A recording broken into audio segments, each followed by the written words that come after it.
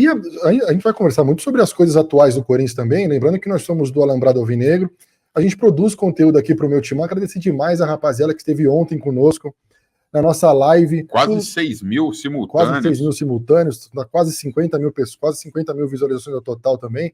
Agradecer demais a você que assistiu a gente ontem.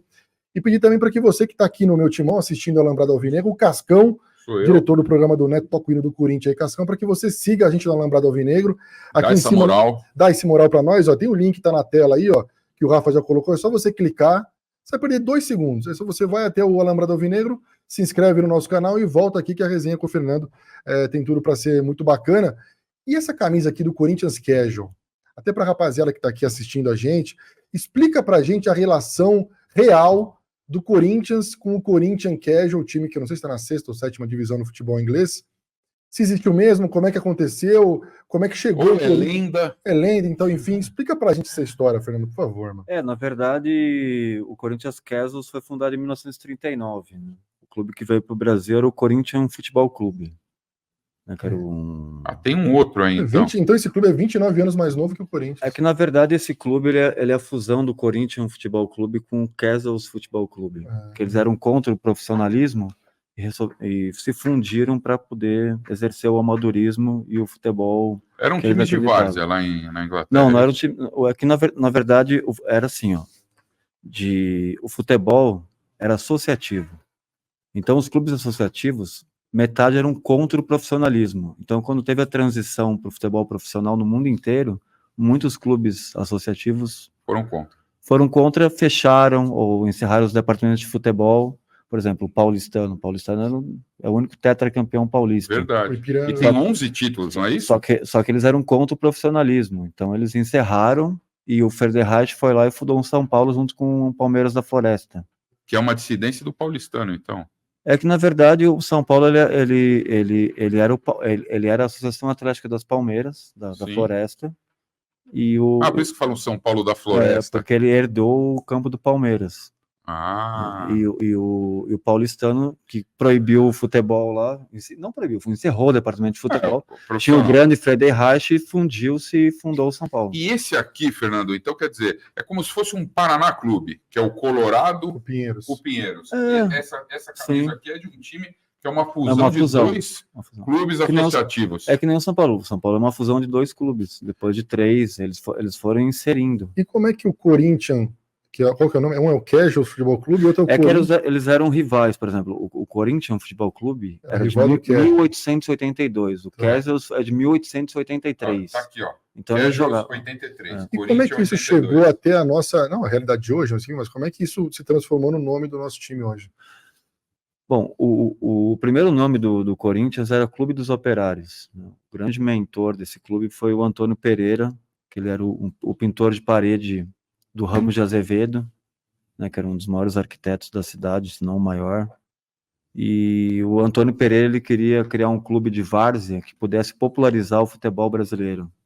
Então, o Clube dos Operários era um clube com um ideal de partido operário. De que ano que era, mas que ano que era o Corinthians? Isso era maio de 1910. Já era 1910. Esse Clube dos Operários era o Corinthians sendo formado. Tá. Entendeu?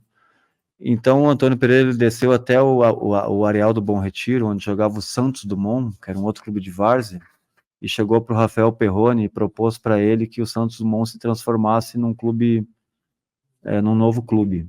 Daí o Perrone falou com os jogadores deles, e 3 acreditaram na história de um novo clube, que era o Anselmo Corrêa, que era o goleiro, o Carlos Silva e o Joaquim Ambrosio, que eram os atacantes. Por isso que são os 5 fundadores.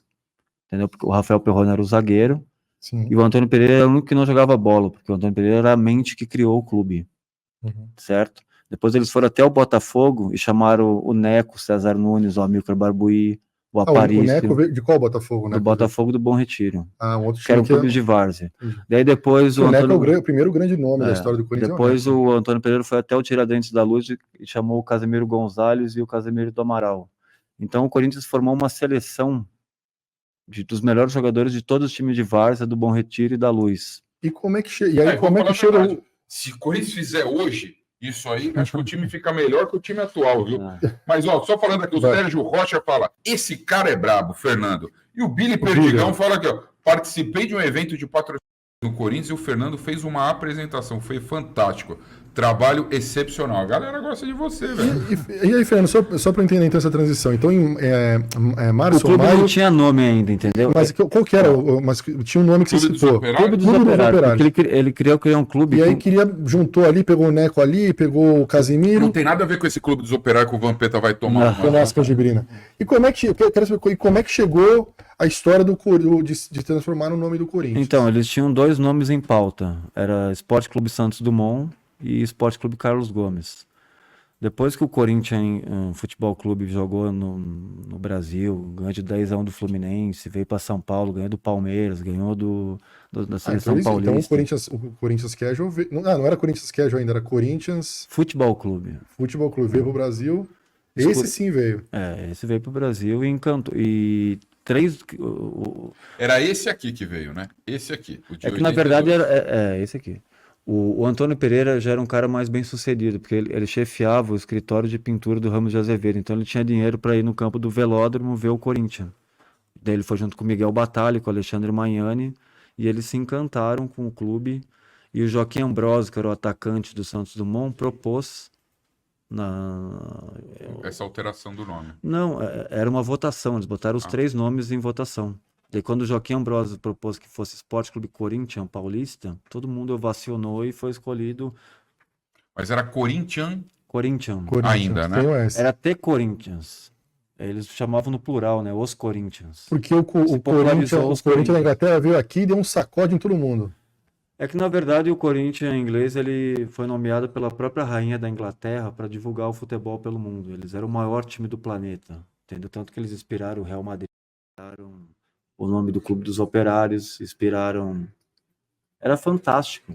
Paravam a cidade onde que eles iam. Tanto que o Real Madrid é freguês nosso até hoje. É freguês nosso até hoje, porque eles chegaram aqui primeiro. A camisa branca do Real Madrid foi inspirada na camisa branca do Corinthians inglês. E o Corinthians inglês, então, ele tinha 2 camisas. Era marrom ou era rosa?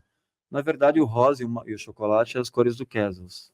Então, o Corinthians era branco. O Corinthians era branco. Mas aí, o Corinthians Casuals acabou herdando as cores do Casuals. É que a camisa reserva do Corinthians Casuals é a camisa do Corinthians. E a titular é do Casuals. Entendi. Entendeu? Quer dizer, cada um ficou com uma camisa, eles dividiram certinho. Sim.